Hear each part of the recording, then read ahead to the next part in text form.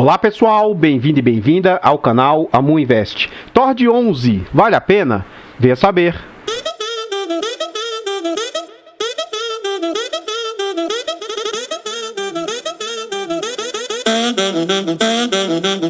Artlist.io. Então, pessoal, antes de a gente saber mais a respeito desse fundo imobiliário, eu gostaria de pedir humildemente, por favor, deixa o like no vídeo, comenta pra nós, você tem o TORD 11?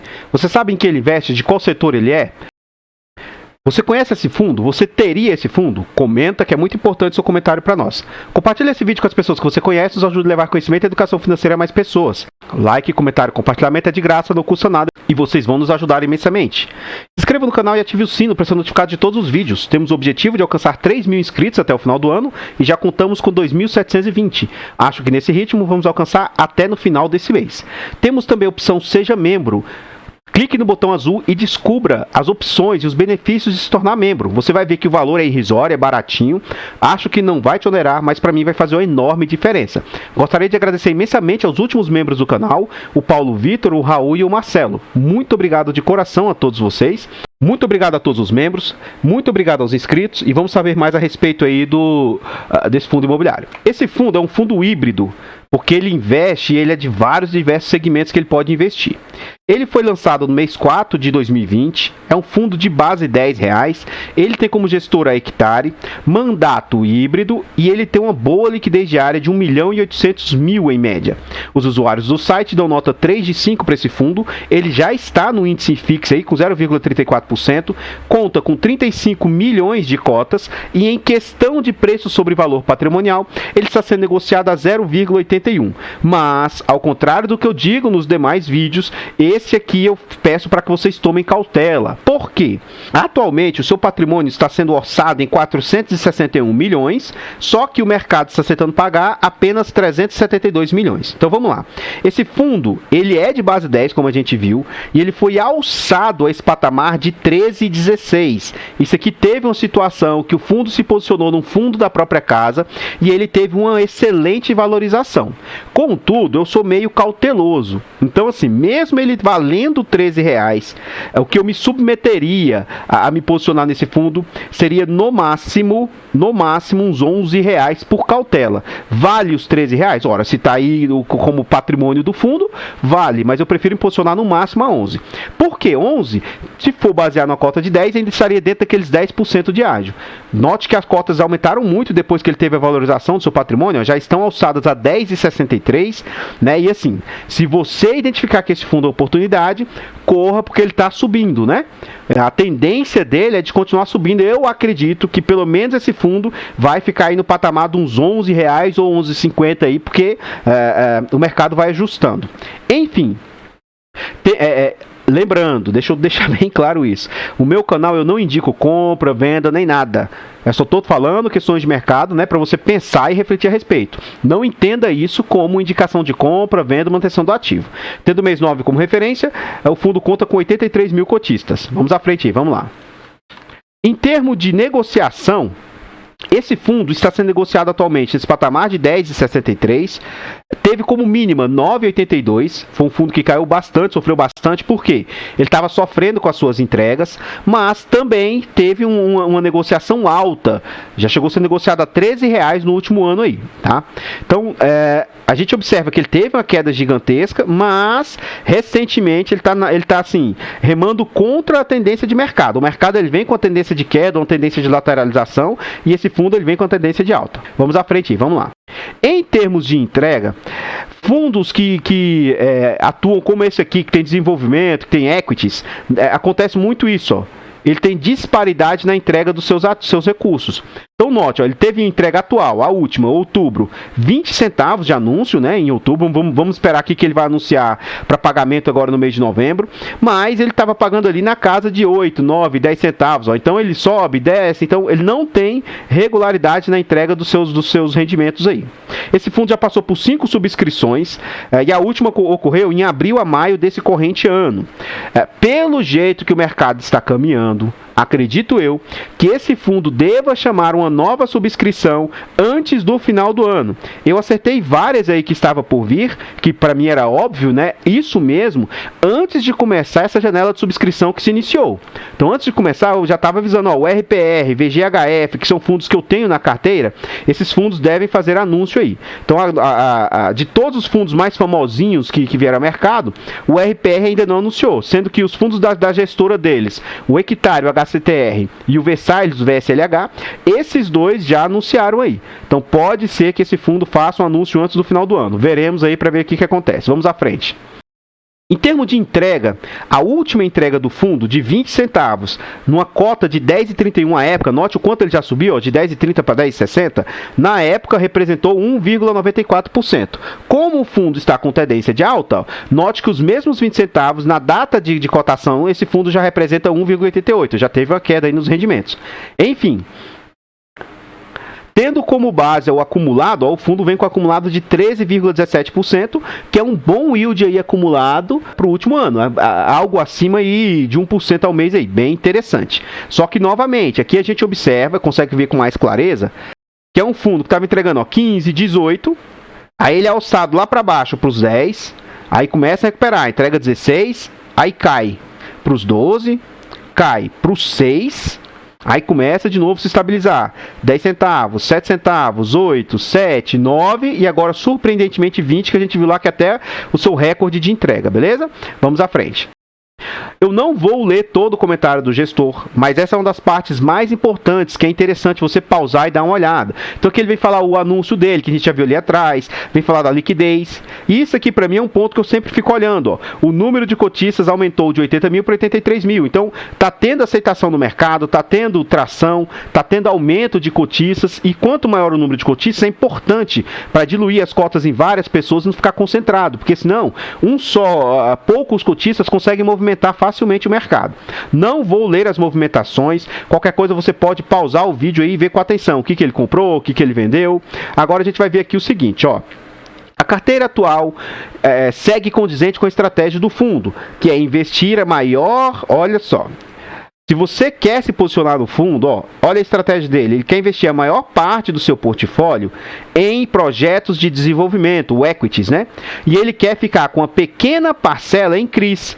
E esses CRIs, olha como que ele quer usar os CRIs. Então, se amanhã ou depois esse fundo vender os seus CRIs para comprar mais equities, não se surpreenda. Ele mesmo já está te falando. Você não vai ser surpreendido.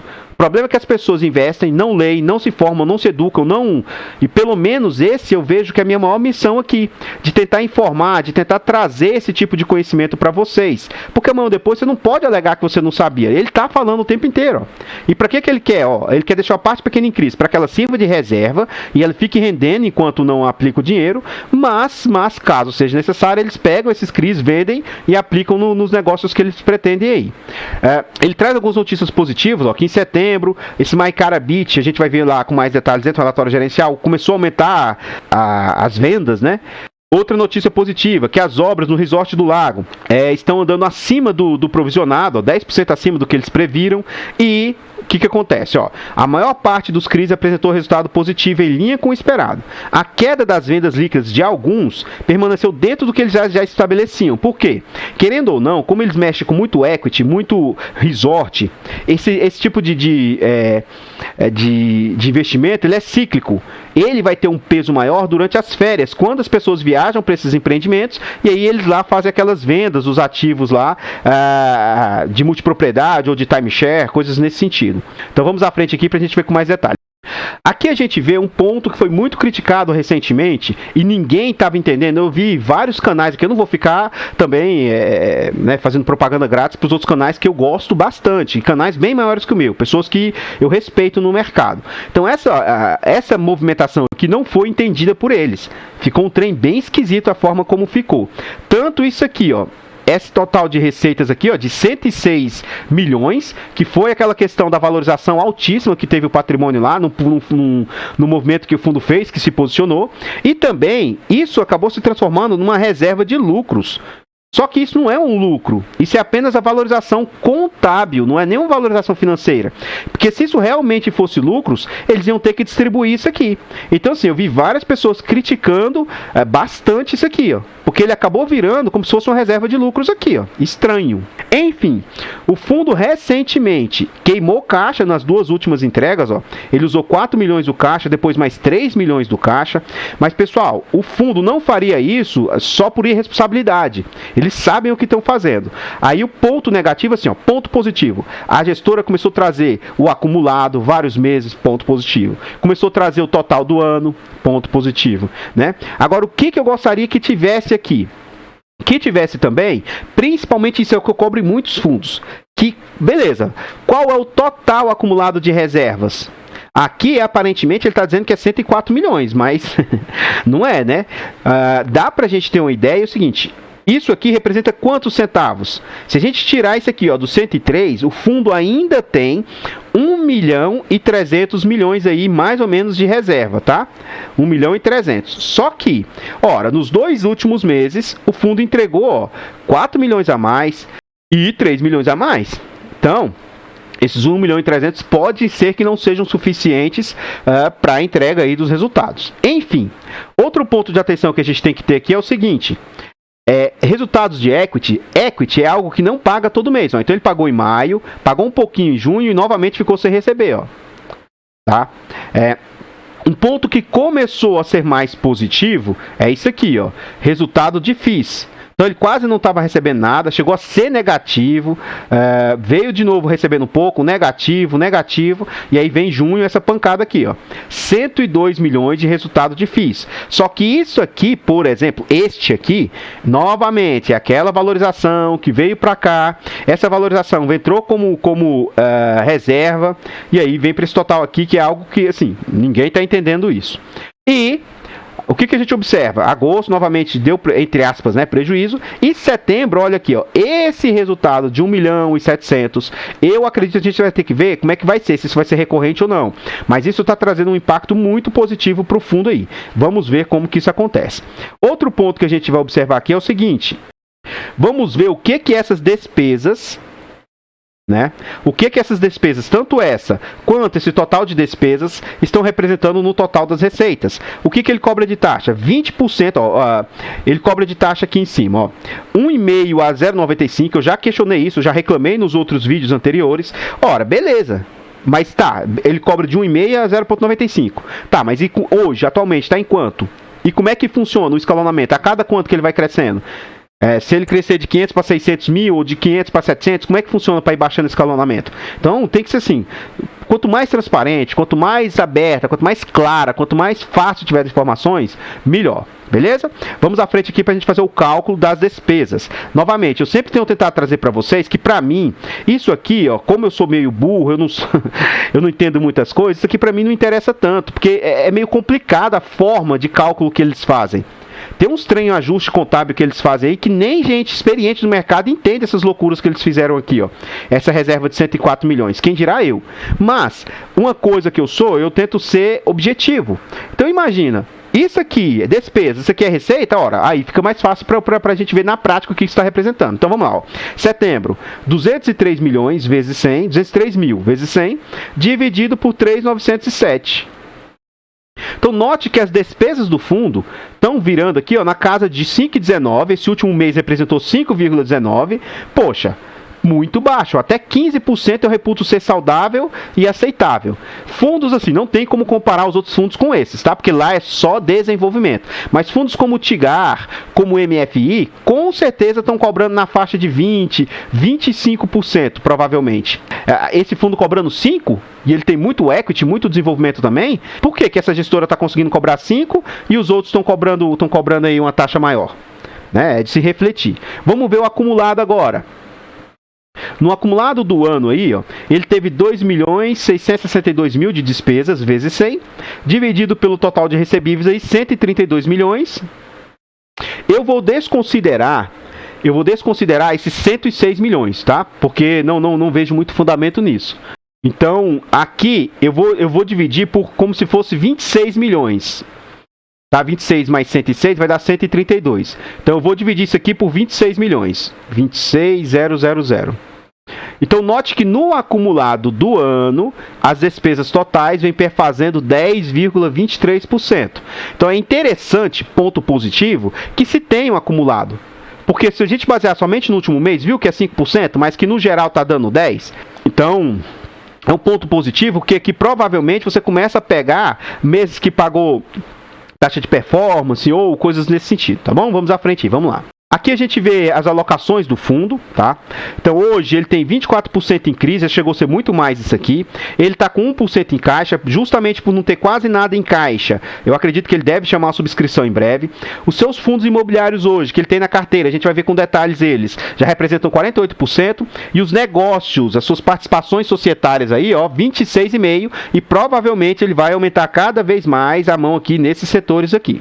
74% aqui ele não traz a taxa ponderada média, não sei precisar por que disso não, porque 48% de fundos aqui, mas tanto os CRIs quanto os equities ele tem a taxa ponderada. Enfim, o IPCA dele é IPCA mais 12, então 20% da carteira está atrelada a IPCA mais 12, e ele vai ter ali mais 3,7% da carteira em GPM mais 14. E aí o cupom médio da carteira é inflação, ó, mais 12,6%. Atualmente, agora, eu concordo com esse índice aqui, ó, de provavelmente algo em torno de 40% não está performando e 58% está performando. Porque ele trouxe em outros vídeos anteriores, em outros relatórios anteriores, que essa taxa de performado era até menor. Tá? Só que na época isso não se refletia em FIIs ou equities que estão pagando. E agora a gente vai ver com detalhe nos próximos slides que, sim, hoje eu concordo que isso aqui está mais dentro da realidade. Eu não concordava com os números, não. E eu fiz uns cálculos meses atrás falando o seguinte, olha, por 2, 3 vídeos eu avisei isso. Este fundo, acredito eu que num futuro ele consiga, sim, manter algo em torno de 14, 16... E, quem sabe, exageradamente, esses 20 centavos que ele entregou agora. Lá eu falava até de 21 centavos. Por quê? Na época eu fiz uns cálculos e via que 30 e poucos % do que ele estava entregando estava representando de 7 a 8 centavos. Então, quando tudo começasse a performar, espelhando um futuro, ele tinha condição sim de entregar algo próximo de 20 centavos. Então, essa entrega de 20 agora, eu não vejo como sendo sustentável, mas eu acredito que hoje, no padrão de hoje, ele consiga entregar, talvez, se mantendo aí em torno de 12 centavos. Vamos ver os próximos meses aí para ver se isso se mantém, se isso se reflete, se isso segura. Vamos à frente, vamos lá. A gente vê aqui um ponto mais crítico do fundo e um risco muito alto, na minha opinião, 73% dos CRIs, só que aqui é interessante que os CRIs não estão pesando na carteira, representam só 28%. Então 70% de 28% dá 5% apenas da carteira total, então menos mal, tá? Mas 73% dos CRIs são CRIs de cota subordinada. Então isso é um risco para a carteira. Por quê? A gente tem ou cotas únicas, vamos lá, únicas. Dessas únicas, a gente vai ter seniors, mezanino e depois subordinadas. Ora, cotas únicas, o risco é um pouco menor, na teoria, se o crédito for bom, porque ele não tem essa questão de preferência de recebimento. Já cotas seniors, caso aconteça alguma inadimplência, ela é a primeira a receber. Aí, recebeu, o mezanino recebe também. Se sobrar dinheiro, o subordinado começa a receber. Então esse é o risco que esse fundo incorre, porque 70% está nesse tipo de situação. 22% sêniors, 3% mezanino e 0,7% em única. Para contrabalancear esse risco de subordinada, 54% tem risco corporativo, que segundo os analistas aí, os estudiosos, ele vai incorrer num risco bem menor. Mas tudo isso é relativo, depende se o crédito é bom. E aí ele vai ter 35,9% em multipropriedade, que é um setor bem arriscado, mais 8,9% em outro setor arriscado, mas que eu não reputo ser tão arriscado assim em loteamento, e quase nada em timeshare. É um fundo que tem diversificação geográfica já bastante e está se expandindo cada vez mais para outros lugares do território nacional. Vamos à frente. Aqui são os equities que esse fundo está investindo. Então, o MyCara, que a gente viu lá no relatório, Ondas Resort, Resort do Lago, esse Moto Hilton, by Hilton, né? O que eu quero chamar a atenção aqui, em outros vídeos eu falei um pouco mais detalhado, outras situações. Dessa vez eu vou falar apenas para vocês se atentarem ao seguinte, ó. Esses ativos aqui, esses equities, olha o que esse ativo pode, caso ocorra dentro do prazo, com a inadimplência dentro do que eles calcularam, ó, 14% de retorno real ao ano, mais 14%, 18%, 15%. Então são ativos assim que provavelmente não estão performando, mas eles performando pode entregar um rendimento muito alto para o fundo aí. Por isso que eu digo que futuramente, quando tudo isso aqui tiver maturado, quando tudo isso aqui já estiver começando a performar, esse fundo tem tudo para ser um dos fundos bem agressivos do mercado aí, beleza? Vamos à frente. Aqui são os FIIs que o fundo também está investindo. Muitos deles são da própria casa. Então esse aqui é da própria casa. Esse HCST é da própria casa. IC Loteamento é da própria casa. Esse aqui, lote metro quadrado, é da própria casa. Serra Verde é da própria casa. E esse XBXO é da própria casa. Então você vê que ele investe em próprios fundos da própria casa. E aqui é o ponto de atenção que eu falei. Olha, não está performando, mas esse aqui eu acredito que vai entrar e os seus resultados já vão começar a vir para o caixa a partir de janeiro, mais ou menos, ou fevereiro. Olha, esse aqui o quanto impactou positivamente, ó, o Serra Verde, 1,81 milhões. Vamos ver se isso aqui são pagamentos recorrentes ou se isso aqui foi apenas uma atipicidade, se isso aqui vai ser pagamentos trimestrais ou quem sabe semestrais. Não está performando. Vamos lá. Não está performando. Performa o DVFF pagando muito pouco esse fundo de fundos, né? Não está performando. Lógico que ele paga pouco porque a concentração que o fundo tem é relativamente baixa. Mas o que eu quero mostrar para vocês é que eles têm posicionamento em diversos fundos imobiliários, mas que ainda não estão maturados, não estão performando. Quando esses fundos começarem a entregar resultado, as cotas tendem a ir para aquele valor que eu estimo lá, 14, 16 e quem sabe até os 20 centavos, tá bom? Vamos à frente. Aqui a gente vê os CRIs do portfólio. Então, assim, o que tem mais concentração é 6%. Não olhe apenas individualmente, vamos supor, para GPK aqui, ó, 4 pontos por cento. Não olhe isso. Por quê? Olha um outro GPK aqui, ó, mais 2. Poxa, amor, mas eles são séries distintas, ó. Esse GPK, ele é subordinado. Esse GPK é sênior, sim, mas o crédito é um só. A empresa é um só. Então, se der default, esse aqui sênior está um pouco mais garantido, mas esse aqui está incorrendo mais risco. Mas, dependendo do default que der, vai tudo pro saco. Vai esse. Então, fiquem atentos com esse tipo de risco aí. Não vou entrar em detalhes aqui com vocês, mas qualquer coisa vocês pausem e olhem com calma. Um ponto de atenção que eu quero trazer olha as contratações, ó. Inflação mais 12, inflação mais 14, IGPM mais 18. Olha isso aqui, gente. IPCA mais 30, então são contratações bem agressivas, mas o ponto positivo que eu havia dito, não tem concentração do PL. Mesmo esse aqui, ó, novamente, são 6% do PL total do fundo aí, que eu vejo que não vai machucar. Mesmo se o maior CRI der default, isso aqui não vai ser algo tão impactante assim. Então, ó, os CRIs hoje representam 23% do patrimônio. Vamos à frente. O que eu tinha para trazer a respeito do TORD são somente essas informações. Gostaria de pedir novamente, deixa o like no vídeo. Sou cotista do fundo, mas me posicionei nele em um momento que eu não conhecia.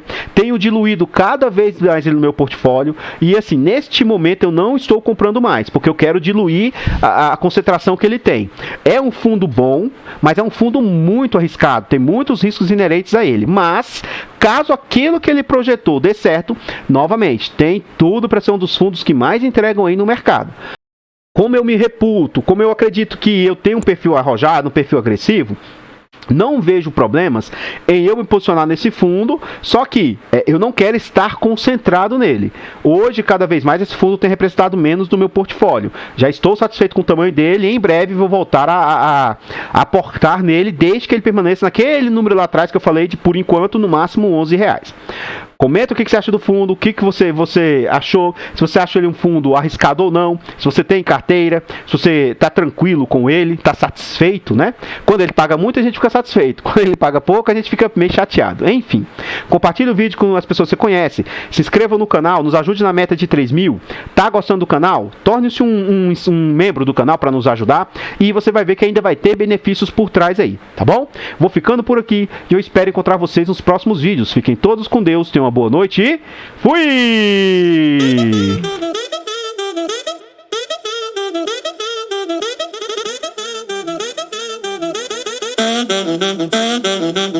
Artlist.io.